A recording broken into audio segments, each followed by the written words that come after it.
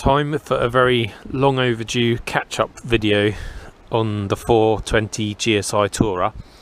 This car was so close to being finished and I just kind of got sidetracked with other stuff, largely dodgy and a little bit on the diesel and the bubble. So it's largely back together and I don't know why I never finished it.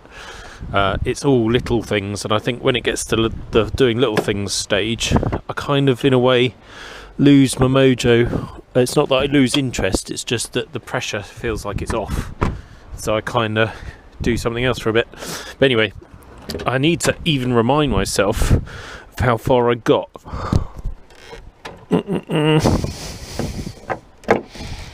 Sorry, had to stick the camera in my mouth again.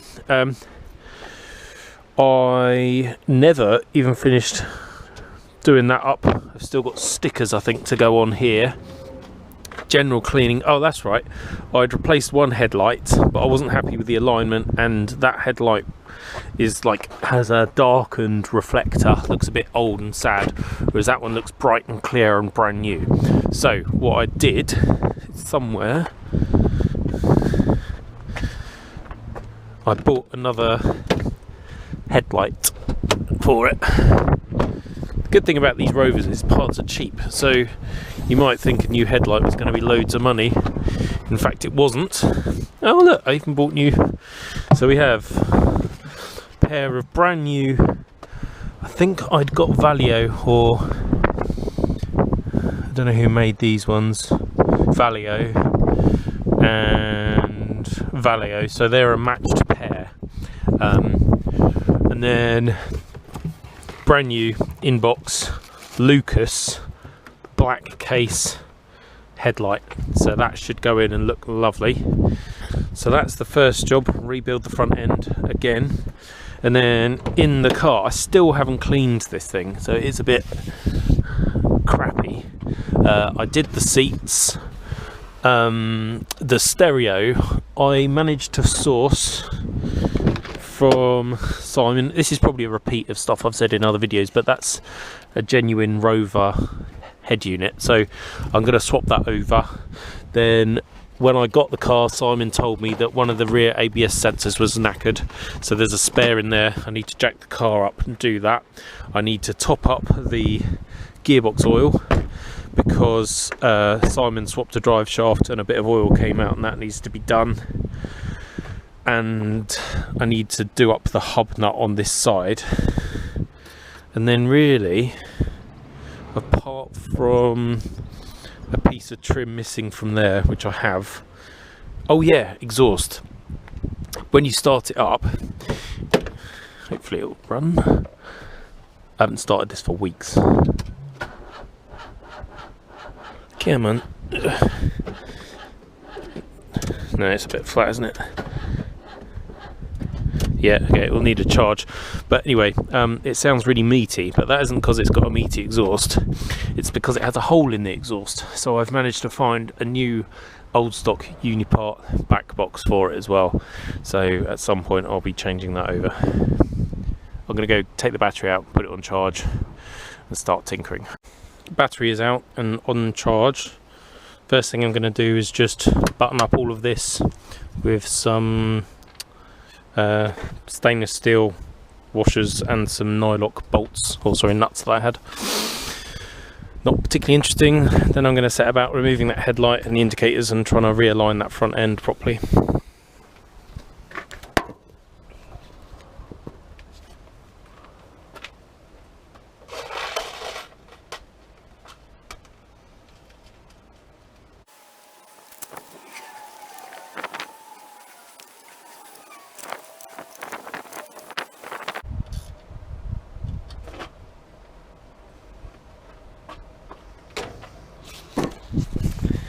That rad is now all buttoned up, nice and tight, can't move. Rad fans are on, happy days. I'm gonna do the headlight and that now.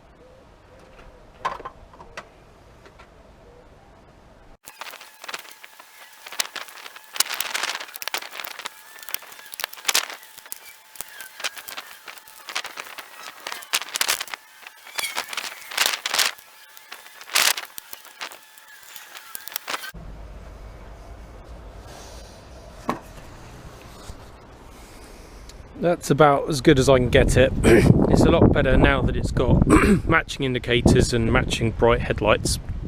There is definitely something wrong with this corner, and I shouldn't really point this out because I should move the camera around lots and then do far off, distant, blurred images of it. But basically there's something wrong with this old corner, probably as a result of the light impact damage it had and my hastiness putting it back together.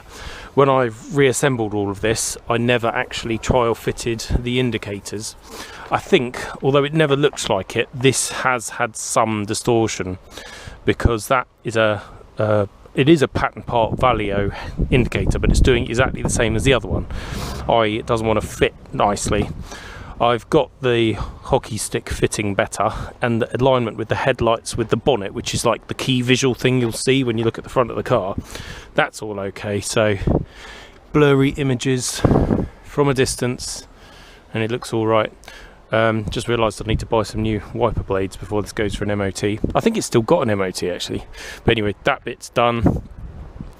I'm now going to try and find that bit of trim and work out how to stick that back on. Gone and found the bit of trim. Goes like that. That is an original clip which I'm attempting to get out of the panel.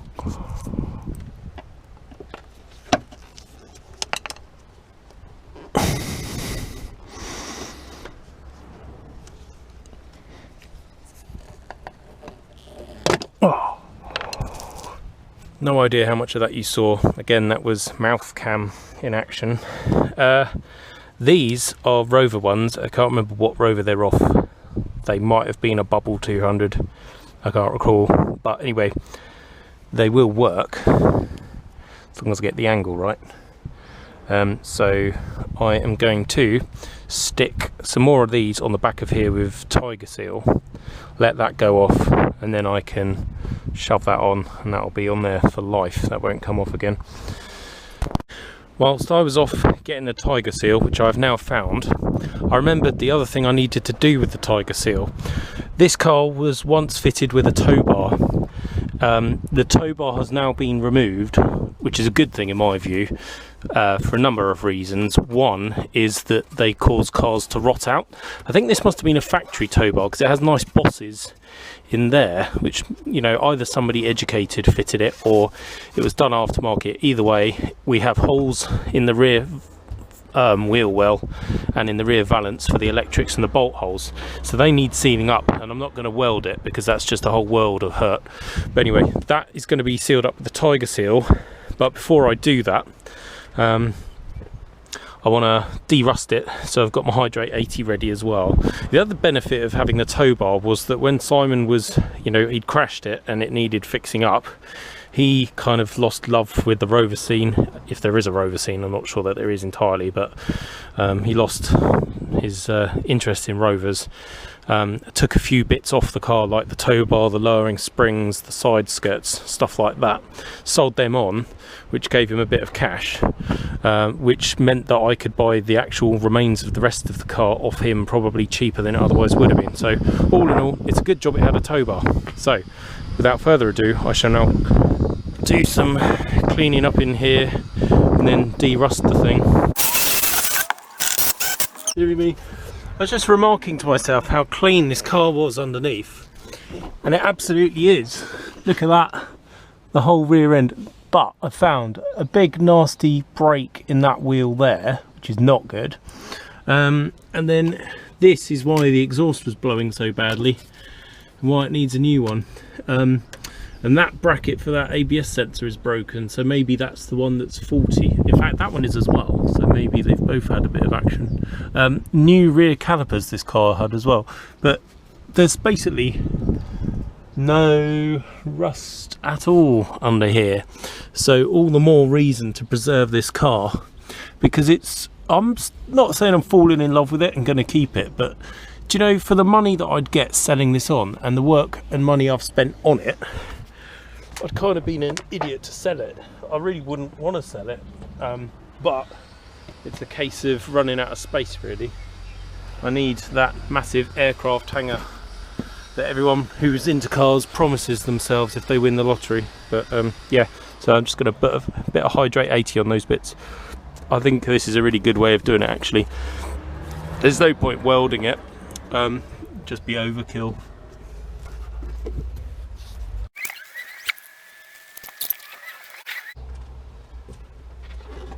I'll wait for that to go off and then tiger tail.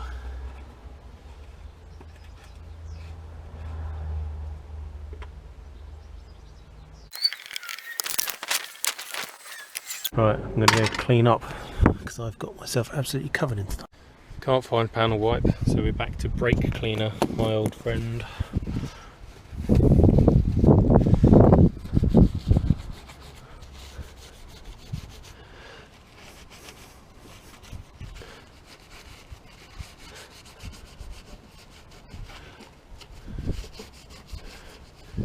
I love brake cleaner. Not only does it smell good, but it's the best stuff for getting crap off things that you didn't intend to get crap on. It's got me out of so many holes previously.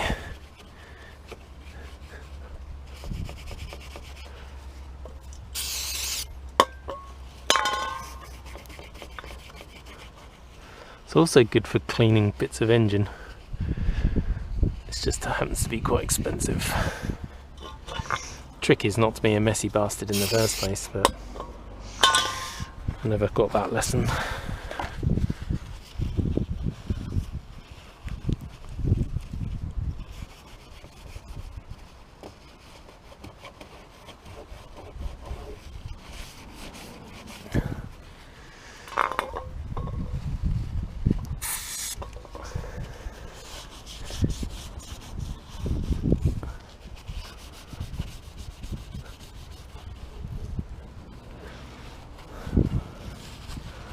Well, that'll do. I'll come back and clean it properly when the tiger seal's gone off, but that'll be on there hard enough so that I won't be able to knock it off going for a car wash or something. Right, I'm going to tiger seal the boot. One thing that was annoying me with this car was the battery tray. Back when I was doing this, I took that out, repainted it, derusted it, all the rest of it. That down there is the only captive thread remaining, and I think that's for the battery clamp, but the car never came with one. So I've bought a generic Rover one off eBay, but it cannot possibly work in that place. But anyway, it's meant to be M8, so I'm just going to chase that hole out with a tap, and we'll see how we get on. It might be that I have to chop that bracket up or make a different bracket to hold my battery in. Didn't bother recording that because it wasn't very interesting, but what we have now is a nicely tapped hole with a whole load of copper slip gobbed in it as well, so whatever I put back in there shouldn't seize.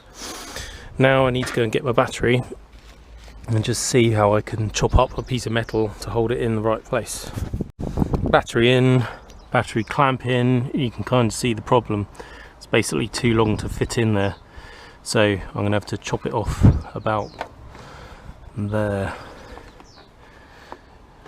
which is a shame. It's a nice piece of stainless steel, but it's only a few pence really, so not so bigger problem. A few seconds later, so that can go in there. I'll continue charging the battery in the car. Battery connected. It wasn't charging for that long, but hopefully there'll be enough. There we go. You can hear what I mean about the meaty tone from the exhaust.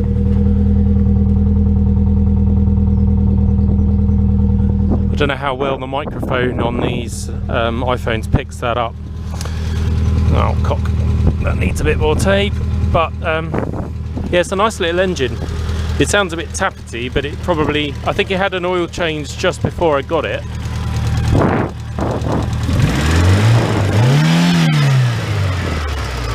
But obviously it's sat, oh, it's already quieted down a bit. It's sat for, I don't know, probably sat for 3 or 4 months, maybe longer, in Greenwich in London after the accident. Then it's just been here for the last 6-7 months, so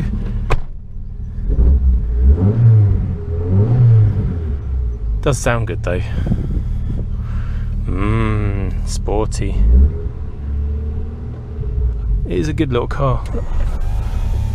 What you want on a nice sunny day, lecky sunroof. Right, I'm going to go, well, I don't know what I'm going to do, probably going to have a cup of tea.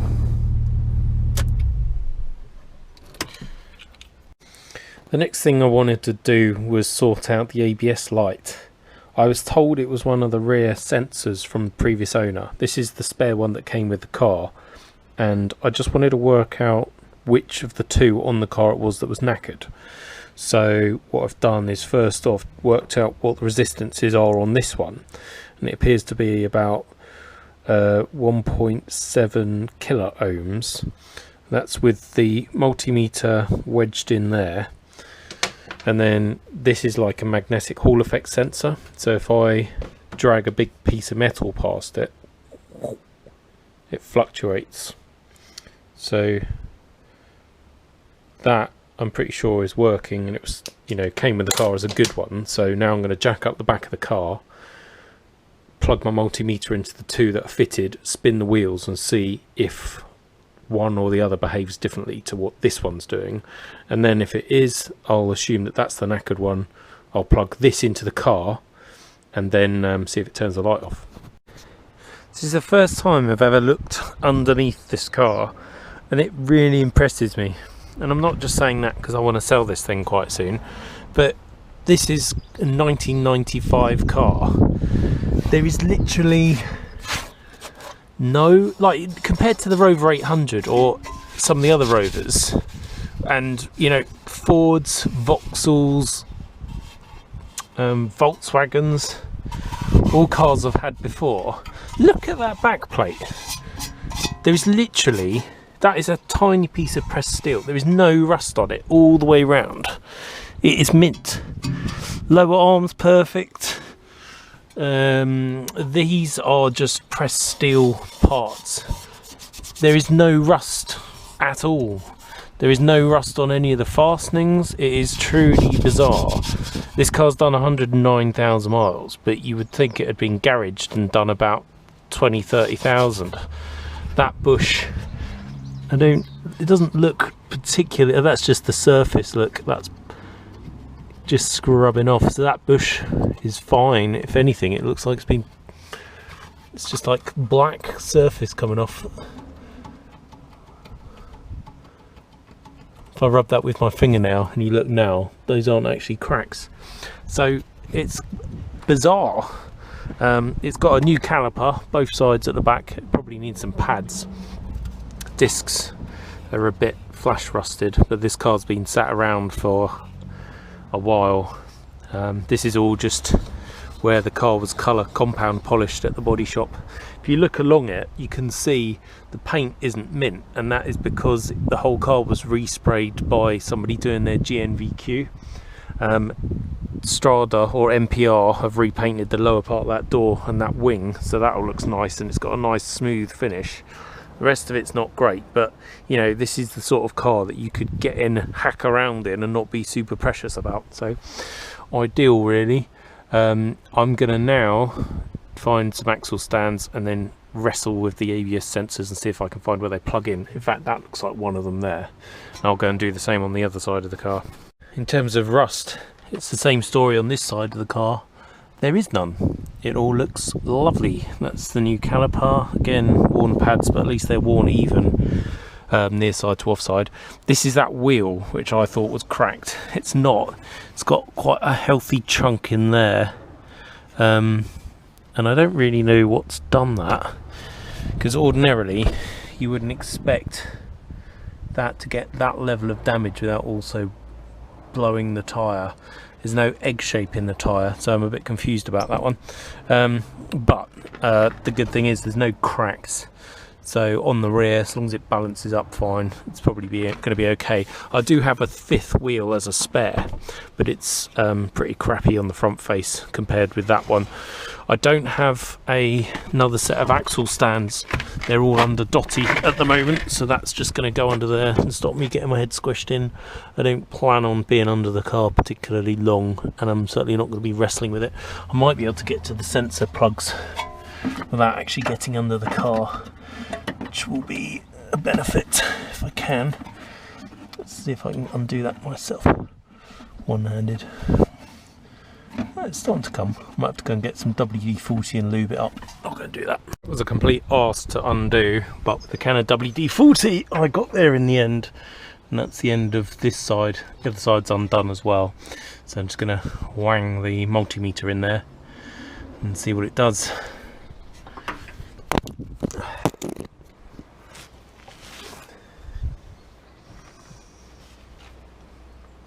I broke one of my clips annoyingly, but I should be able to find a way of re-securing it properly afterwards. I might even have spare ABS clips off that rear suspension from the Rover 800 that I stripped down.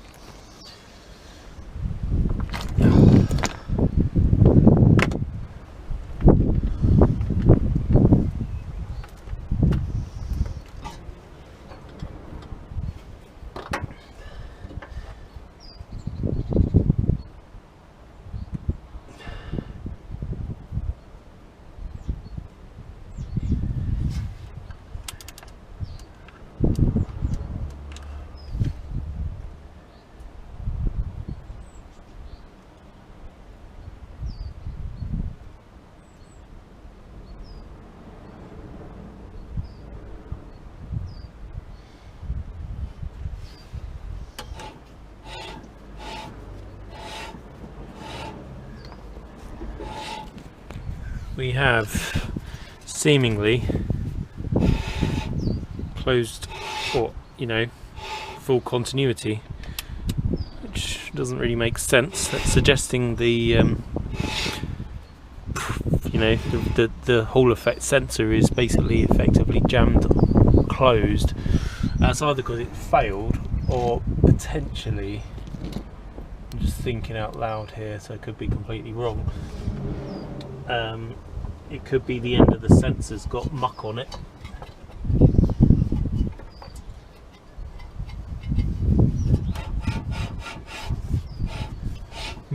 Okay, well, let's go and have a look at the other one first before I bother stripping anything down. My thoughts were, if that is touching metal, it might just go full monkey and think it's closed.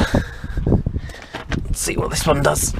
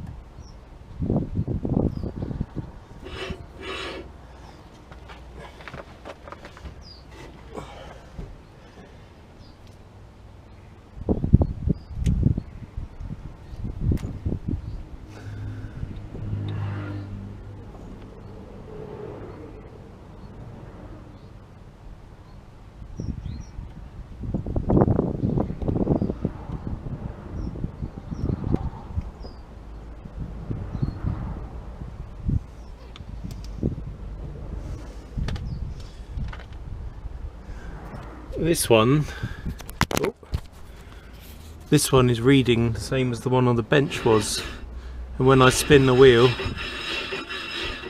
I'm getting fluctuation, so that suggests to me that this side is okay. So let's plug that bad boy back in.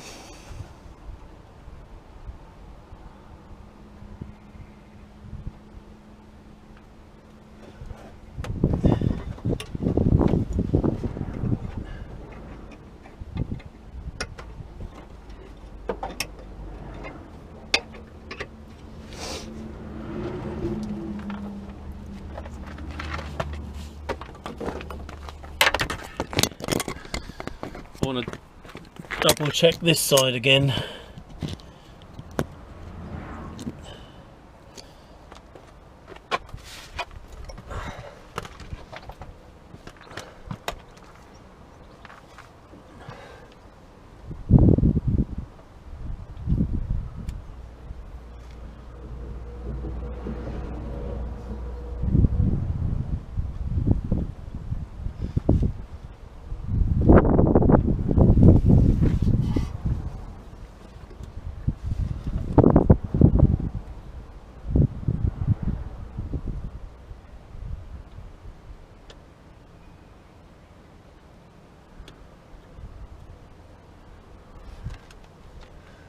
Now it's saying 1.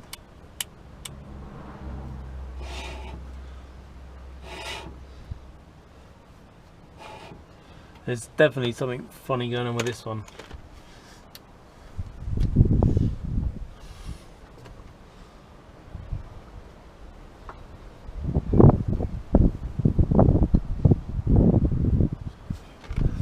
Doesn't matter what I do, it ain't happy. So I'm going to plug this one into the car.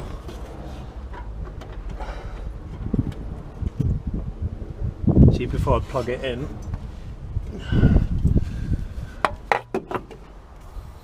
it's just going to be easier to get it back out again.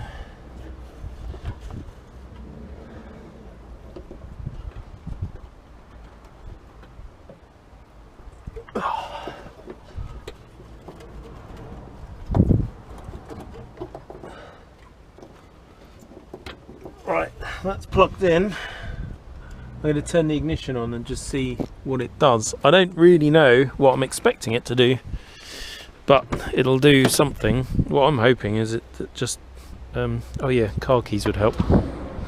Yeah, what I'm hoping is that the ABS light goes away. Whether it'll do that without the system being disconnected and battery off and all that sort of stuff, and a road test, I don't actually know. So where's the ABS? ABS light is off. Oh yeah, it would help if I hadn't left it in gear. That was very nearly. Ah, well that was easy. ABS is off, so that suggests that that sensor was the dead one. Now I just need to get the sensor out. Fuck me, that was close. Ugh. Glad I didn't have anyone else under that. Lesson learnt, don't turn the key with the car in gear.